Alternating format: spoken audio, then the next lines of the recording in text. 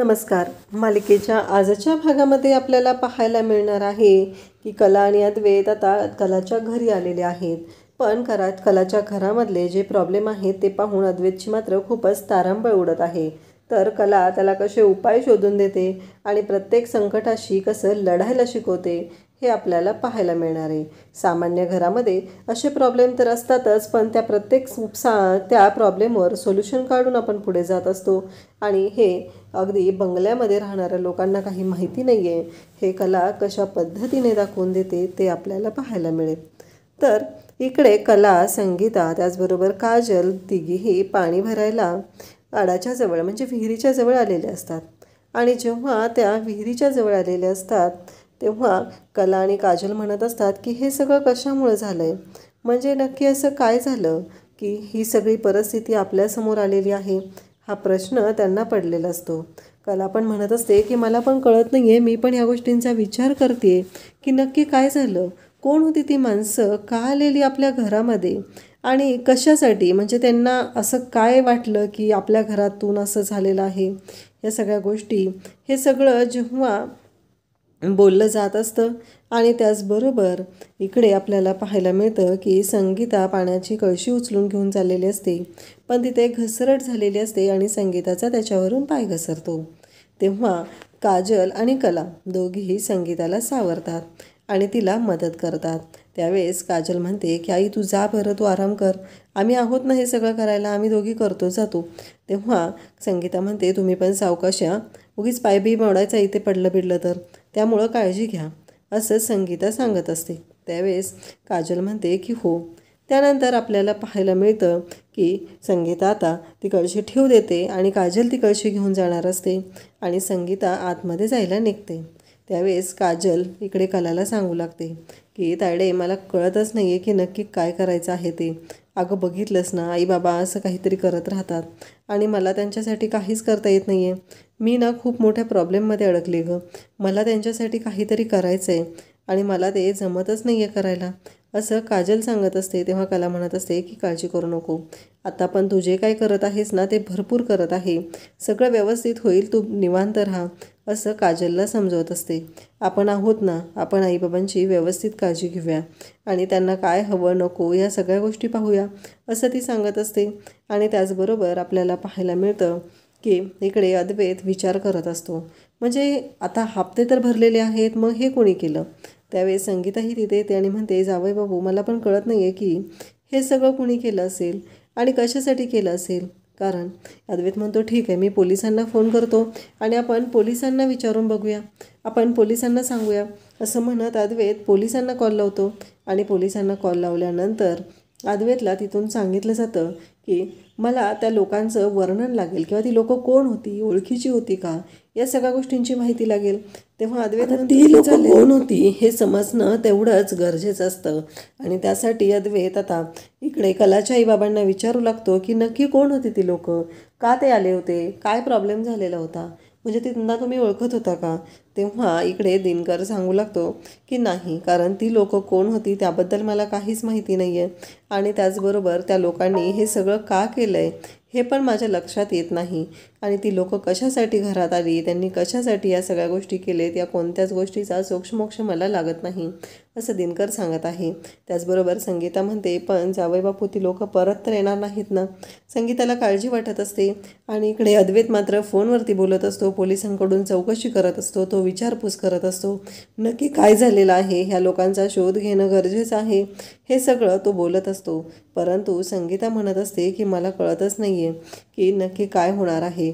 एकदा का पोलिसांनी या गोष्टीमध्ये लक्ष घातलं तरच ह्या गोष्टी व्यवस्थित हँडल होणार आहेत, ही गोष्ट संगीताच्याही लक्षात आलेली असते. आणि त्यानंतर आपल्याला पाहायला मिळतं की इकडे दिनकर मात्र शांतपणे या सगळ्या गोष्टी हँडल करण्याचा प्रयत्न करत असतो.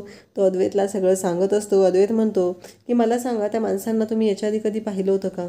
तेव्हा दिनकर म्हणतो की नाही, म्हणजे दुकानात किंवा मिसळीच्या स्टॉलवर तिथं कधी आलेले होते का ते. तेव्हा दिनकर सांगतो की नाही. हे सगळं ऐकल्यानंतर दिनकर म्हणत असतो की मला कळत नाही आहे की नक्की कसं झालं आहे आणि ही लोकं कोण आहेत. अद्वैत म्हणतो तुम्ही ओळखू शकाल का त्यांना, म्हणजे त्यांच्याबद्दल काही सांगू शकाल का. तेव्हा संगीता म्हणते कसं आहे, ती बघा ती लोकं अचानक आली आणि सगळे उधळाउधळ करायला सुरुवात केली. त्यामुळं आम्ही सगळेजण खूप घाबरून गेलो होतो. आम्हाला कोणालाच कळत नव्हतं की हे सगळं काय झालेलं आहे ते. अद्वैत म्हणतो, पोलिसांचं असं म्हणणं आहे ती लोकं कोण होती हे आपल्याला शोधणं गरजेचं आहे. एकदा का ती लोकं कोण होती हे आपण शोधू शकलो की मग पुढच्या गोष्टी सगळ्या हँडल करणं सोपं जाणार आहे, असं सांगितलं जात असतं. त्यानंतर अद्वैत म्हणतो की मला मोबाईल चार्जिंग लावायचं आहे, असं म्हणत तो मोबाईल आणि चार्जर घेतो आणि चार्जिंगचं जे सॉकेट आहे तिथं जातो आणि तिथे तो मोबाईल चार्जिंगला लावतो. मोबाईल चार्जिंगला लावल्यानंतर अद्वैत तिथे म्हणत असतो की नक्की हे काय आहे, कारण अद्वैतलाही प्रश्न पडलेला असतो की कशामुळं कोणत्या गोष्टी घडत आहेत. या गोष्टींचा अद्वैतही विचार करत असतो आणि जेव्हा तो मोबाईल चार्जिंगला लावायला जातो तेव्हा तिथे त्याला करंट लागतो आणि तो जोरात किंचाळतो. तेव्हा दिनकरला विचारतो, हे काय आहे, म्हणजे इथं शॉर्ट सर्किट झाले का?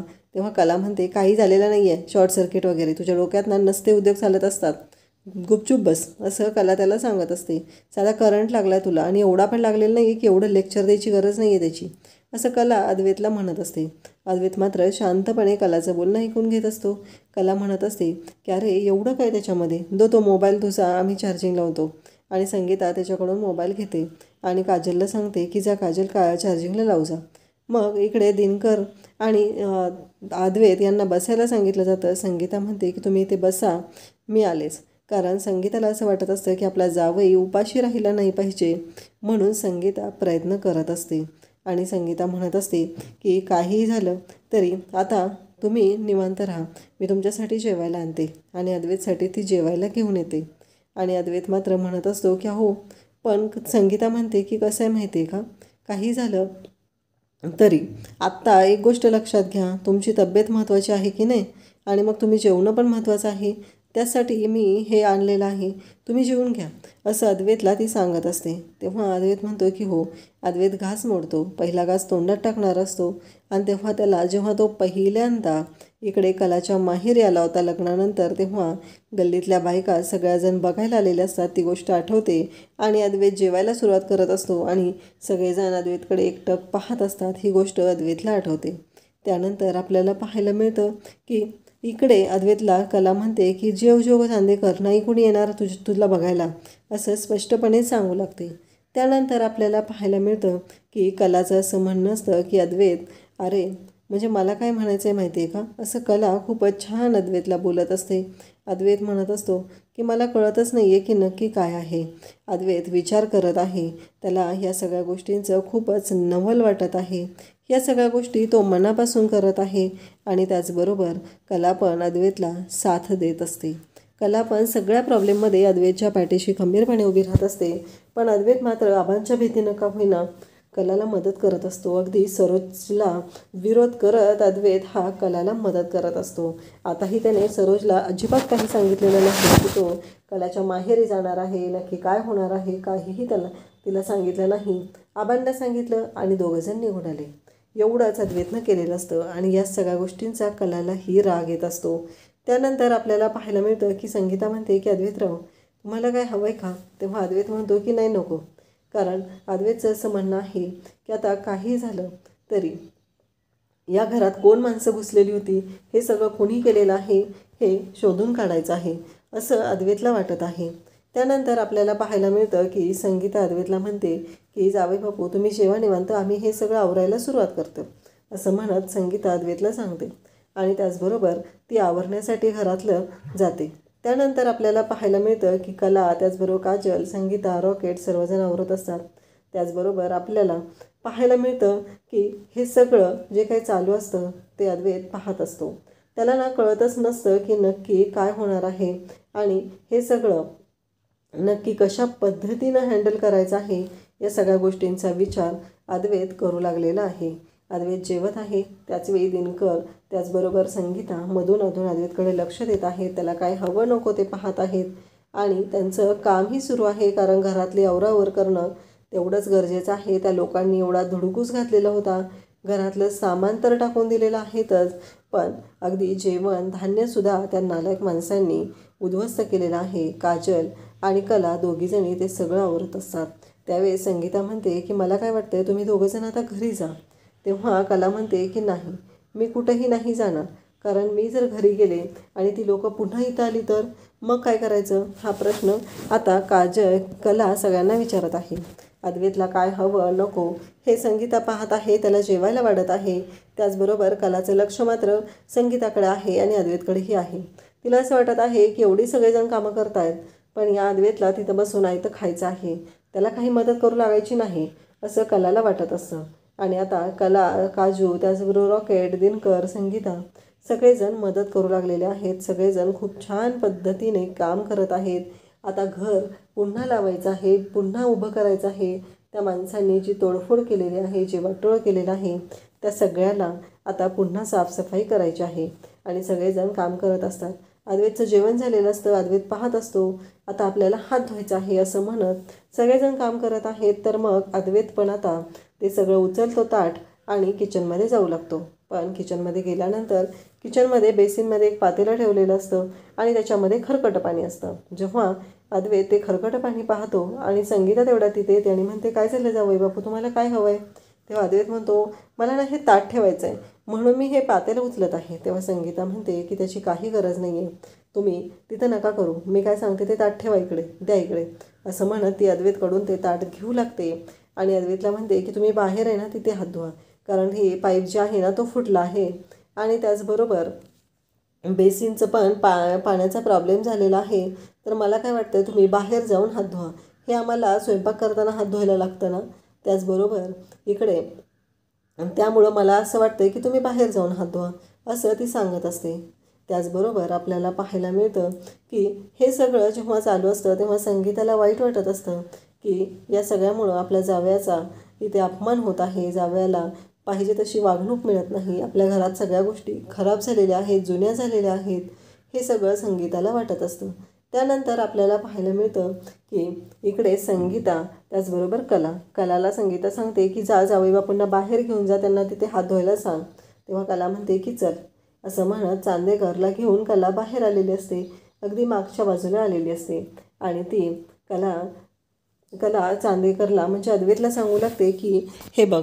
आणि बाहेर आल्या आल्या अद्वैतचा पाय तिथे ओला होतो. अद्वैत म्हणतो, काय आहे हे सगळं? तेव्हा कला म्हणते की हे माझं घर आहे, मगापासून तू कंटिन्यू नावं ठेवतोय, कारण जेव्हा करंट लागला तेव्हा घराचं छप्पर गळतंय, त्या पाईपमधून ते पाणी आलं आहे आणि त्यामुळे ते झालं आहे, अख्खी पाईपलाईन बदलायला लागणार आहे असं जेव्हा कलाच्या बाबांनी सांगितलं होतं तेव्हाही अद्वैतला ते आवडलं नव्हतं. आता पाय भिजला म्हणून याची चिडचिड होऊ लागलेली आहे. कलाला मात्र या गोष्टींचा खूप राग येत असतो. कलाचं असं म्हणणं असतं की हे घर आहे माझं, मान्य मला तू चांदेकर मॅन्शनमध्ये राहतो, चांदेकरांचं ते घर खूप मोठं आहे, या सगळ्या गोष्टी मान्य आहेत मला, पण तू माझ्या घराला नावं ठेवू नकोस, याच घरात आम्ही लहानाचे मोठे झालेलो आहोत. कला असं अद्वैतला ऐकवत असते. अद्वैत मात्र शांतपणे ऐकून घेत असतो. पण पुन्हा तो म्हणतो की माझं असं म्हणणं आहे की श्रीमंती असं नाही, पण घरात बेसिक गोष्टी तरी असल्या पाहिजेत ज्याच्यामध्ये आपण राहू शकतो, आपल्या बेसिक गरजा तरी पूर्ण झाल्या पाहिजेत.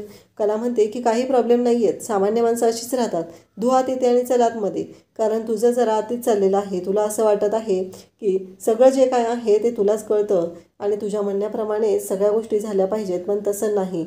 एवढं लक्षात ठेव, काही झालं तरी हे घर माझं आहे आणि तू जा तुझ्या घरी, तुला काही प्रॉब्लेम नाही आहे, तुला इथं कोणी थांबवलेलं पण नाही असं म्हणत कला अद्वैतला सांगू लागते. अद्वैत मग हात पाय धुवून घेतो आणि कलाला म्हणतो, असंही मला या खंडरमध्ये राहण्यामध्ये अजिबात इंटरेस्ट नाही आहे असं तो म्हणतो. तेव्हा कलाला राग येतो. कला म्हणते की काय बोललास तू? तेव्हा तो म्हणतो की हो, खिंडारमध्ये राहण्यात. कला म्हणते की ज्या गोष्टीबद्दल तू बोलत आहेस ते माझं घर आहे आणि मी त्या घरात लहानाची मोठी झालेली आहे, त्यामुळं असलं बोलणं मी तुझं ऐकून घेणार नाही. त्यावेळेस संगीता कलाला आणि अद्वैतला सांगू लागते की तुम्ही दोघंजण गेलात तरी चालेल, परंतु हे दोघंजण काही ऐकायला तयार नसतात. ह्यांचं असं म्हणणं असतं की नाही नको, आम्ही थांबतो. कला म्हणते की आबांना पण हे आवडणार नाही आई, कारण अशा अवस्थेत आम्ही जर तुम्हाला सोडून इथं आलो तर आबांना ते अजिबात आवडणारं नाही. त्यामुळं मला काय वाटतं माहिती आहे का, की चांदेकर तू घरी जा, मी इथंच राहते. तेव्हा अद्वैतच्या लक्षात येतं, म्हणजे ही इथं राहिली तर आबांना आणखी बोलायला शब्द मिळणार आणि आबा मलाच ऐकवत राहणार, त्यापेक्षा मला काय वाटतं माहिती आहे का, मी पण इथेच राहील असं बोलल्यानंतर इकडे आपल्याला पाहायला मिळतं की कला म्हणते की ठीक आहे. कलाने तर त्याला सांगितलेलं असतं की तू तुझ्या घरी जा, तुझ्या घरी जाऊन राहा, पण अद्वैतला मात्र ऐकायचं नसतं. म्हणून अद्वैत तसाच तिथे थांबलेला असतो आणि कला मात्र त्याची समजूत घालत असते, त्याला सांगत असते की चांदेकर तू घरी जा. पण अद्वैतला असं वाटत असतं, जर यांना अशा अवस्थेत मी इथं सोडलं आणि घरी गेलो तर मला आबांची बोलणी तर ऐकावीच लागणार आहेत. त्यापेक्षा मी इथेच राहतो ना, काय प्रॉब्लेम आहे, आणि आबा पण माझ्यावर खुश होतील असं तो म्हणत असतो. आणि तो म्हणतो की नको, ती लोक कधी येतील काही सांगता येत नाही. त्यावेळेस रॉकेटही म्हणू लागतो की हो, ती लोक काही सांगता येत नाही, पुन्हा जर माघारी आली तर, असं म्हणत असतो. तेव्हा अद्वैत म्हणतो की नाही, ती लोक इथं आली तर मी असणं गरजेचं आहे. म्हणून अद्वैत पण आता इथे राहायला तयार होतो. तेव्हा संगीता म्हणते की हो, आणि जावे बापू तुमचं डोकं दुखतंय का असं विचारते. कारण आल्यापासून अद्वैत डोक्याला हात लावत असतो, त्याला डोक्याला थोडा त्रास होत असतो. पण कला म्हणते की काही नाही झालेलं त्याला. तर संगीता म्हणते गप्प तू, काय चाललंय तुझं प्रत्येक वेळेस, आणि तू काही बोलू नकोस, आम्ही आमच्या जावयाची काळजी घेतोय आणि तू ह्याच्यामध्ये पडू नकोस, काही गरज पण नाही आहे याच्यामध्ये पडायची, एवढं लक्षात ठेव, आणि तू त्यांच्याशी या पद्धतीनं बोलायचं नाहीस असं संगीता सांगत असते. आणि तेव्हा मात्र अद्वैतला खूप भारी वाटतं. अद्वैत म्हणतो चला, हिची आई आहे पण ती माझी बाजू घेते, आता याच गोष्टीचा फायदा करून घ्यायचा आहे.